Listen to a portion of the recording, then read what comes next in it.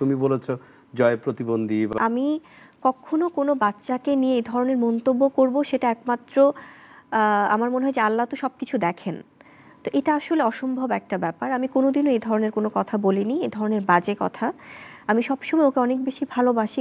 আবরাম খান জয়কে প্রতিবন্ধী বলেননি শবনম ইয়াসমিন বুবলি। এবার আবরাম খান জয়কে প্রতিবন্ধী বলা নিয়ে প্রথমবার মুখ খুলেছেন বুবলি। বেশ কয়েক মাস ধরে শোনা যাচ্ছিল বুবলি অপবিশ্বাসের ছেলে আবরাম খান জয়কে প্রতিবন্ধী বলে অপমান করেছেন।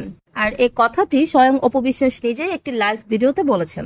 একটি লাইভ ভিডিওতে অপবিশ্বাস বলেন, বুবলি সাকিবের কাছে আবরাম খান জয়কে নিয়ে অনেক রকমের বাজে মন্তব্য করেছেন। জয় মোটু ঠিকমতো কথা বলতে পারে না, তার কথা বলাতে সমস্যা আছে, তাছাড়া তার হাঁটা চলাতেও সমস্যা আছে বলেন বুবলি। আর এ কথা সাকিব খান নিজেই অপবিশ্বাসকে বলেছেন।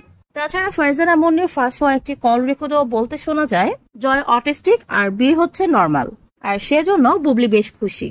আর এই কঠিন প্রশ্নের উত্তর দিয়েছেন এবার বুবলি, তাকে দাঁড় করানো হয়েছে কাঠগড়ায়। বুবলি কি সত্যিই আবরাম খান জয়কে প্রতিবন্ধী বলেছেন? এরকম প্রশ্নের উত্তরে বুবলি বলেন তিনি কখনোই জয়কে নিয়ে এরকম বাজে মন্তব্য করেননি, কোনো প্রকার বাজে কথাও বুবলি বলেনি, আর এ বিষয়ে কেউ কোনো প্রকার প্রমাণ দিতে পারবেন না বলে বুবলি বলেছেন। আবরাম খান জয়কে বুবলি খুবই ভালোবাসে, জয়কে প্রতিবন্ধী বলার প্রশ্নই ওঠে না। বুবলির নামে মিথ্যে প্রচারণা ছড়ানোর জন্যই এরকম গুজব রটিয়েছে বলে বুবলির ধারণা। বুবলি বলে একটি মহল সবসময় চেষ্টা করে তার নামে বাজে কথা বলার বা বাজে প্রচার করার জন্য। আবরাম খান জয়কে নিয়ে বুবলির এরকম বাজে মন্তব্য করার কারণে অপবিশ্বাস দীর্ঘ 7 মাস আবরাম খান জয়কে সোশ্যাল মিডিয়া থেকে দূরে রেখেছে, তাকে কোনোভাবেই সামনে আনেননি।